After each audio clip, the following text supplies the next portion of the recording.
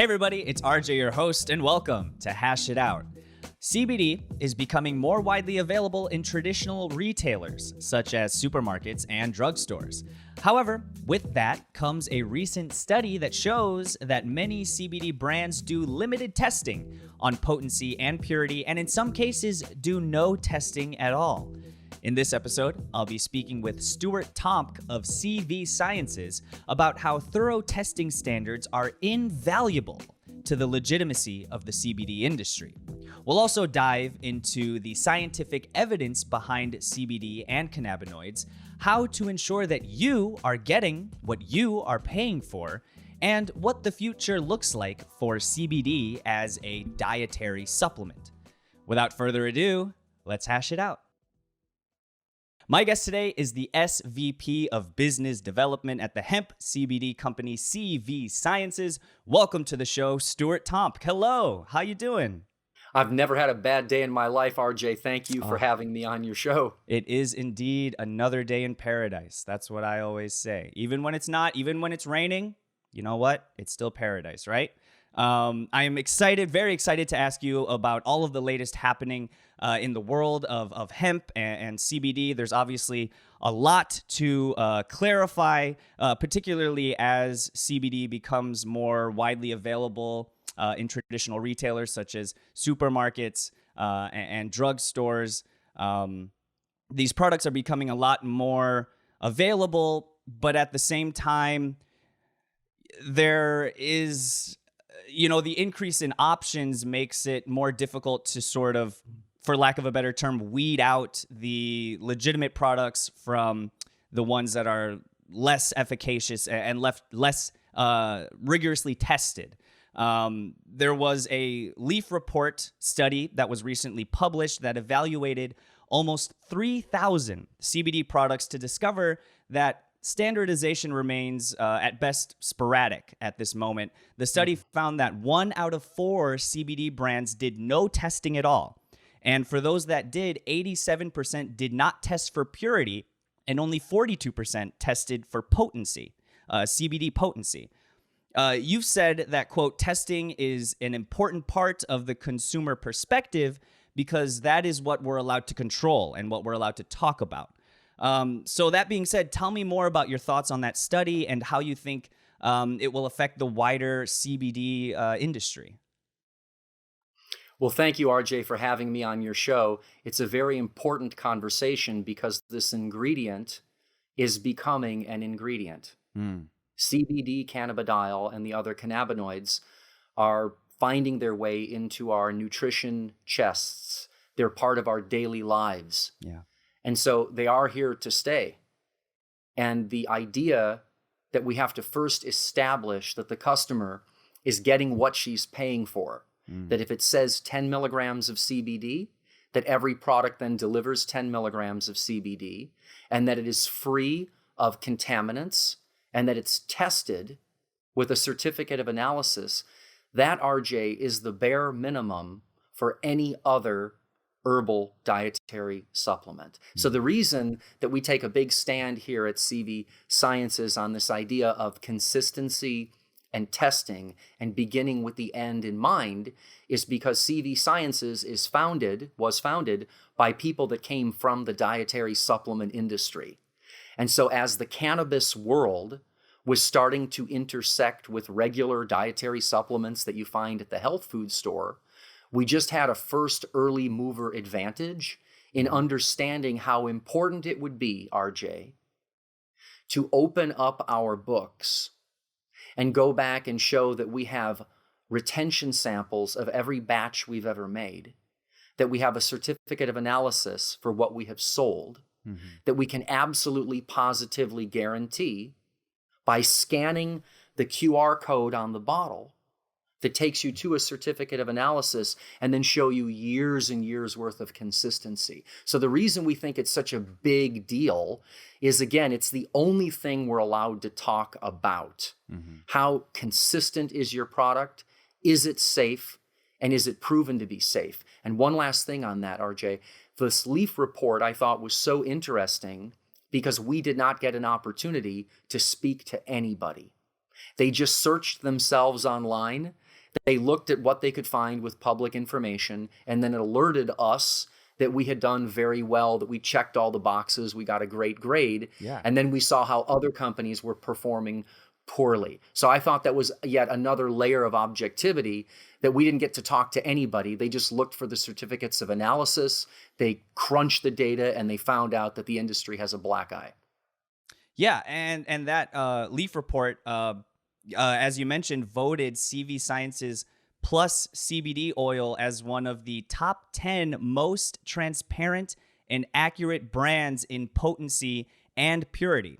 And of course, as you mentioned, a large part of that is due to rigorous testing. CV Sciences says that it tests every single batch multiple times after the first phase of the crude extraction, when it is imported, and then when it comes back into the laboratory. Meanwhile, there was also a recent report from the FDA that shows that 10 of 31 products on the market does not specify how much CBD it contains. And in the 21 that did, only 7 had a CBD concentration within 20% of the amount listed on the label. So with all that being said, how can individuals shop for CBD in a way that ensures that they are getting what they pay for and they're getting legitimate products? Well, that's a great question. And we were one of the very first companies to put the QR code right on our label. I think when it started, it was just the state of Indiana, which is a great historical feat, that Indiana was really the first state in the nation to stand up for CBD. People might not have predicted that. Yeah. You must look for the QR code on the bottle to take you to the certificate of analysis, if you're looking for a product that is consistently delivering on the promise. I also think it's important to say that this period in history reminds us very much of the early days of the dietary supplement industry. Yeah. And I grew up in a health food store and have spent my whole career in the dietary supplement industry. And there was a period, RJ, where they really had poor quality control and quality assurance. And companies that were making products were making egregious and unsubstantiated health claims for things like cinnamon. And so even though cinnamon might have a role in glucose metabolism, potentially, that doesn't mean cinnamon can be used in lieu of medication for diabetes. Right. And I just remember the names of the products and the egregious claims, and the FDA and the FTC, they got involved and they really regulated the space. So when I hear that dietary supplements are not regulated, that's not true. I've lived through the entire regulation of dietary supplements, and the cannabis space and the CBD space has really been free of a lot of that kind of interference. The exception would be in the state-run cannabis schemes. The level of testing is unbelievable of what is expected. So I'm here today to help remind everybody that there'll probably be even more testing, more regulation, more standards, and more rigor, and that will help bring more quality cannabinoids to help ease the suffering of millions of people that really do need these compounds. So that's why I think that all of this attention now on scrutinizing the quality, like you had said, we test every batch on the field when we first bring it in, when we send it to the contract manufacturer, when it comes back. We test in-house. I was just in our laboratory doing a little filming. That's why I'm dressed today for this. So we've always been known for having our hands on every single product so that we can, again, go back to a retention sample. Like I mentioned, that's been really a wonderful thing for our company to have begun with the end in mind, to behave like a pharmaceutical company, to treat this compound with the attention that it truly deserves. And so I don't think that that's contradictory to how revolutionary the concept of cannabis is. I think it's the natural evolution that we take these incredible ideas and then submit them to a level of standardization and testing and rigor to give the customer the greatest amount of safety. Because after all, the companies like CV Sciences, we are the vanguards of access. And it's our job to bring safe and effective material to the market, because we can't talk about what this stuff does. Let me say it again, RJ. I know everybody is. We are very limited with what we can say cannabinoids do. So that's why drilling down on the Leaf report, when they went online and they found our certificates of analysis, I was hoping that not only could we have some conversations like this, but we might also be able to share with the audience that there's a lot more coming. Proving that you have 10 milligrams of CBD, that there are no microbes in there, and that there's no arsenic in there is just the beginning. The FDA will and does require a lot more that CV Sciences has already done, that's already in the bottle, that gives the customer the safety and assurance that she's looking for. No, you mentioned that you were filming earlier, and I love the blazer, by the way. I forgot to tell you before you hopped on here. 10 out of 10 for the fit today, for sure. And you mentioned that you are very limited in terms of how you can describe the effects of cannabinoids and what they can do for an individual. There are a lot of restrictions upon that. However, that doesn't seem to stop a lot of companies and a lot of brands from making those such claims. So how do you think they're, I guess, more or less getting away with it in this time? Ignorance is bliss. This plant is different. I mean, I have heard it all. It's a very interesting phenomenon, and it's really worth studying. And that's why I want to encourage fellow cannabis enthusiasts and other companies to really surround yourself with regulatory compliance experts. Our regulatory compliance team here is just unmatched in the industry, in my opinion, because we have people that come from the top trade organizations in the world that deal with nutrition. And so after all, CBD and hemp extracts and these finished products, if we want them listed as dietary supplements, which we do believe that they are and they qualify, Sure. There's an entire rule book. There's an ethos of behavior. There's an ethics to doing this. And the ethics is very, very confusing to people that love cannabis, RJ, because the ethics with dietary supplements goes like this. Dietary supplements are for healthy people. Right. To help make healthy people healthier. Now think about that. They don't treat, mitigate, ameliorate any disease or disease symptom. Every time you hear someone talk about cannabinoids, they just have to throw in a disease condition right after they mention whatever the new cannabinoid is. You've heard it, right, RJ? Sure. Yeah. So that's why what you can talk about is the structure and the function. And that's what the dietary supplement people do. So once we do get claims in the CBD world where we can put claims right on the bottle, like we did with omega-3, which is where I came from before CV Sciences. I was with Nordic Naturals for almost 10 years. And we had a qualified health claim that said, supportive but not conclusive. Research suggests EPA and DHA may reduce the risk of coronary vascular disease. Now, it doesn't really sound that juicy, does it, RJ? Right? So that's why you want to learn about companies and follow companies and take products that deliver on the promise, that give you exactly what you're buying in a consistent way, so that as you become educated about the endocannabinoid system and you find out what works best for you. I mean, we're just at the dawn of understanding this stuff. We know so little.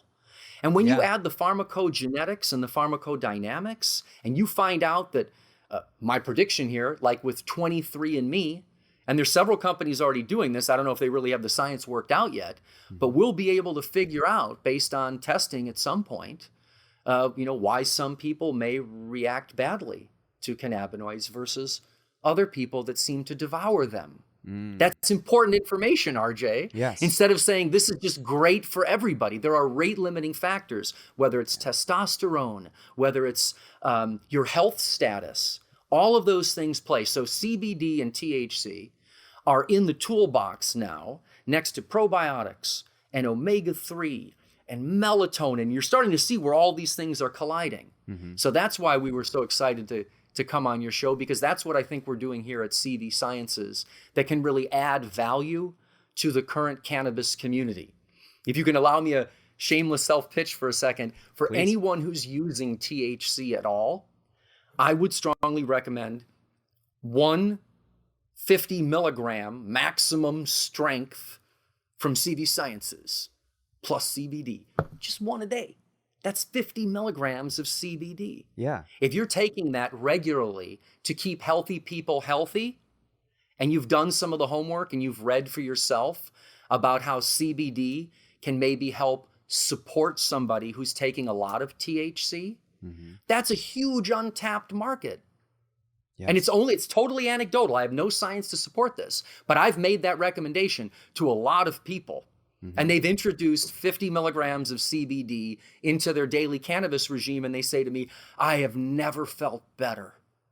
Wow. Well, it makes sense once you understand the endocannabinoid system. I'm not saying that that's for everybody, but that daily use of using CBD as an antioxidant, as something that can help to boost endocannabinoid tone, as an anti-inflammatory, once we start to see the great disruption of how CBD is giving us an alternative to anti-inflammatories, to anti-anxiety medication, and potentially even opioids, there's a lot here, but we have to respect it.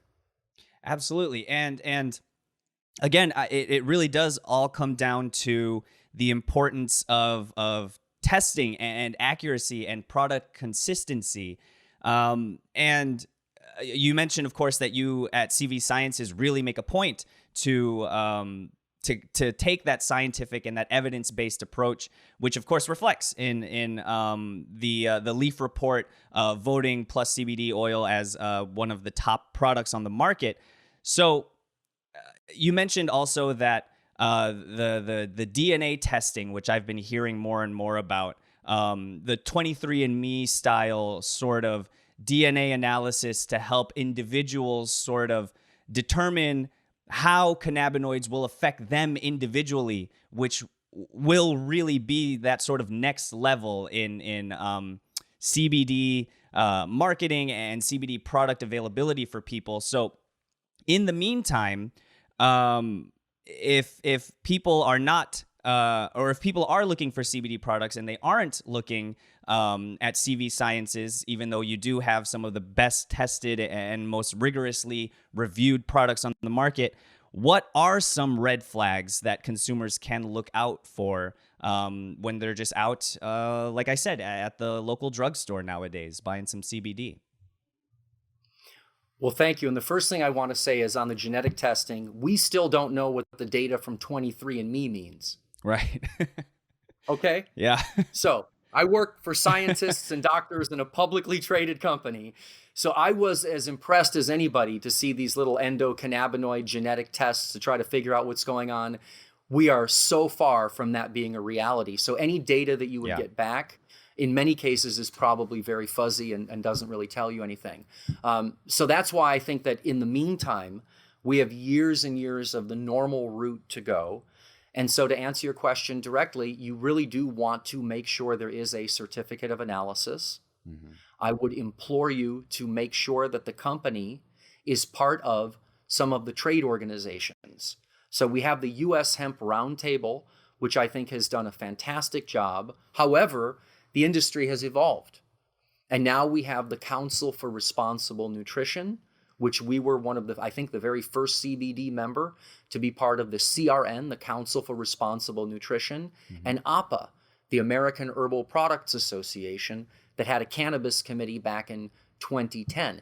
Those things, I think, are so important because inclusion into a very serious trade organization that deals with global nutrition requires a level of professionalism and testing and rigor and seriousness and a level of solemnness that hasn't really yet been felt in the cannabis community. And the reason I say that is, it's always the echoing of the big corporate, like kind of the negative nanny kind of energy that's coming in. And I completely disagree. We have a responsibility as manufacturers to make sure that every time we put a product out there, that it hits the mark every single time, bringing consistency to the plant that never had consistency. And that's a very interesting and delicate dance because, RJ, I think it still gives a lot of room for craft growers and for farmers market type of beautiful specialty products that I'm going to keep buying and use and love, and I'm sure that other people will too. But we have millions of people in America that are desperately looking for safe, effective alternatives. Let's first make sure that we're delivering 10 milligrams of CBD. Let's make sure that every batch is tested for microbe. Let's make sure there's no arsenic in there that you don't want. Because as we've all heard, these plants are bioaccumulators. And right now we don't have full oversight. So we are one of the companies that is eagerly involved in asking for regulations. We're at the table with FDA and our lobbyists on a regular basis asking for regulations so that we can let the FDA in, look at everything that we're doing, again, for the customer. Because ultimately, this is about making sure that every single person that wants CBD gets access to CBD, irregardless of where they are. That's a huge goal, and you have to act responsibly to get there. Certainly. And I just want to ask you briefly about your personal experience and your personal thoughts with searching for those regulations, because, you know, cannabis and hemp has always been a part of this sort of counterculture sort of vibe, this anti-establishment sort of culture and community. And now, you know, cannabis and CBD companies find themselves turning a corner where they do have to work with organizations like the FDA and you know, strive for these sort of regulations to ensure the consistency that you said historically was never there in terms of cannabis and hemp. So what is it like for you personally to sort of strike that balance? Well, thank you for asking me personally about me. I've often considered it the ethics of a revolutionary. And that's a very delicate balance. And I'm not saying that we got it right or that I have it right or that I understand it. But I do believe that if things are emergent and there's an evolution over time, when something becomes as mainstream as CBD and THC and cannabis is, then it has to be well regulated so that it can be safe for the general public. And so I think there's a really beautiful way to bring humility to that conversation. And then to maybe for a moment, I'll speak for myself. I've had more appreciation than I ever did before for the challenges of scaling. Before I worked here, I was working with oil of oregano, and we were growing that in Turkey, and it was all kind of wild crafted, and it was an amazing product. But, you know, when they went to large scale farming for oregano, there was, you know, the argument that the finished product was different. And then I went to work with omega-3 with fish oil. And I'm sure you can imagine with fish oil, some batches get a little oxidized, some are fresher than others, right? So the idea of now with this product, bringing a level of consistency again to something that has evaded it forever. I think that that is the most important thing that we can do in the cannabis and hemp industry right now. So I feel like the transition of going from fighting for the plant to now ensuring and guaranteeing with certificates of analysis and QA/QC and redundancy and just one check after another. Oh, we can't release that product. Why? We haven't had that happen here. Please don't get me wrong. But there are the redundancies and the stop gaps, because there's a lot more to come than just making sure there's CBD in the product, making sure that there's no arsenic and that there's no microbes. This company published formal toxicology work, RJ, in the Journal of Toxicology in 2018, where we gave our product to animals and established where that safety level was. And then we did a sperm motility study just to make sure. Remember, we've heard the old wives' adage that potentially cannabis could affect sperm motility. So then you take that document and you have experts review it, and you introduce your extract into the food supply. That's why we so confidently called it a dietary supplement, because we met the criteria of a generally recognized as safe article that we introduced into commerce. Wow. That subtlety, that nuance, and that expertise, that didn't come from the cannabis industry. That cannabis didn't know anything about that. Right. It just felt that it was different. And when I joined the team, I was so lucky that I got here in 2014, because I got here early on where people were saying, no, there's no difference. Cannabis and cannabis extracts will be right next to echinacea and probiotics and omega-3, and probably more popular and maybe even more effective. We certainly know more potent, right? Yeah, Everybody sure. knew that. Sure. And so that's what I think is so exciting right now, to celebrate that. To answer your question, I think being the adult in the room, after also being the person that was willing to be arrested for it, Sure. I just think that that's part of a human maturation and evolution. I'm just so lucky I found CV Sciences to come and work at a company that allows me the opportunity to fulfill my dream. And I'm not alone. I've spoken to millions of people, and they had the same dream. Let's make this stuff available to everybody. Right. Totally. And so I'm really grateful that, say, for example, we sold 5 million bottles and then tracked any of the adverse events and then published that data. It's on pubmed.gov, a peer-reviewed post-adverse event surveillance of 5 million bottles sold, showing how safe it is. That makes me feel really good when I come in the morning and I'm trying to get everybody to take one of these every day, millions of people. I feel really honest and really clean and really good and really excited about our mission. So I'm really thankful for CV Sciences for creating this opportunity. Certainly. Certainly. And my last question for you then will be, looking forward, the CV, if I have this right, the CV in the name CV Sciences stands for Curriculum Vitae, which is Latin for course of life. The front of the CV Sciences website currently says 2021 is the year of immunity. I certainly hope so. So what are you looking forward to for the course of the rest of the year? And what have you got in the works over at CV Sciences that you're able to share at this moment, at least? Well, we have 2 new immunity products that I think are remarkable. We have a little syrup called CV Acute, and that's just for general use. You feel scratchy throat or allergies. And then we have something called CV Defense that combines an endocannabinoid-like compound that your body makes that's your body's CBD. It's called PEA, palmitoyl ethanolamide. Ooh. And PEA was originally used in Holland with pain patients that could no longer take any more medication. And the endocannabinoid-like compound, PEA, which was also found in egg yolk, actually shifts some of the inflammatory traffic. So the theory was, by adding the endocannabinoid-like PEA, patients could titrate down the amount of painkillers and anti-inflammatories. So PEA, palmitoyl ethanolamide, is in the CV Defense, where we combine it with reishi, the mushroom of immortality. Sure. People are very excited about mushrooms now. Yes, and then indeed. selenium and zinc.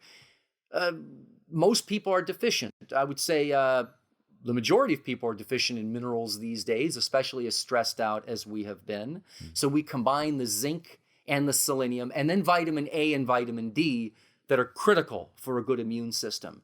So that's a perfect example of us bringing our science and endocannabinoid expertise to the nutrition space to make CV Defense. So you take CV Defense daily, 2 capsules, and CV Acute, if you've got a little sore throat or cold or some little allergies, it's just incredible. It's called Shahan Lean is the formula for CV Acute. And it is a patented Chinese formula that you look it up and you start reading the things on PubMed for how it works with viruses, and you're beside yourself. So we're bringing science and nature together here at CV Sciences. And then finally, for the rest of the year, I want to introduce everybody to Calm. Oh, wow. Now, there are some great sleep gummies out there. Yeah. You know that. You've seen them. I've seen them. There are some great sleep gummies. Sure. I think ours is great too. But I've not seen a Calm gummy that I thought was as effective as this. This Calm gummy is not only delicious. You know how some of these gummies, they might work, but you don't like the taste? Yeah. Or there's too much sugar, right? Yep. Okay. This one's colored with the same color that makes tomatoes red, lycopene, which is fantastic. Yeah. It's 10 milligrams of a full spectrum CBD, and we're growing both in the Netherlands and in Kentucky. So we're using seed and stem and stalk. There's bioactive compounds in there that hardly anyone knows what they are. So ours is super full spectrum. And then we're combining L-theanine, which is the relaxing part of green tea, which actually inhibits the CB1 receptor and may rescue THC impairment. So too much THC, short-term memory lapse. Sure. The other compound in green tea, L-theanine, rescues memory. And then there's 5-HTP. 5-HTP is what your body takes tryptophan, turns it into 5-HTP. And so that pathway is very, very exciting because of the discovery of the endogenous DMT system in 2019. So we want you to be slept enough and calm enough to convert tryptophan all the way into DMT, which we know the brain produces in heavy REM sleep. So the combination of staying calm during the day and sleeping properly at night, this has magnolia bark mixed in there for neurogenesis. Yeah. This also has the melatonin in there, which is very popular right now. But I like knowing the serotonin during the day, melatonin during the night, one of these. So if you're confused about which gummy to take to stay calm, introducing Calm from Plus CBD, makers from CV Sciences. That's what I want more than anything, is inspire you to trust us, to try our products, and you know how cannabis works. If it delivers on the promise and you feel great, you'll take it again and you'll tell all your friends. Wow, that is so exciting. Yeah, I certainly could use all the help I can get in the allergy space and the REM sleep space. So I will certainly be looking more into that, and we will certainly leave the information for CV Sciences in the description of this episode below. Stuart Tomc, thank you so much for all of your perspective today and for clarifying some of the topics of discussion revolving CBD. I wish you all of the best over at CV Sciences. Please keep up all of the great work, and hopefully we'll be able to rehash it out soon for another episode. Thank you, RJ. It was such a pleasure, and thank you for having me on your show. I've listened to past episodes, and I'm a fan, and it's so nice to meet you. Absolutely. Likewise. Hope to see each other soon. And again, please continue to stay safe and be well. Stuart Tomc, everybody, thank you so much for watching, liking, commenting, and subscribing. That is it for Hash It Out. I am your host, RJ Balde, and I will catch you next time. Peace out.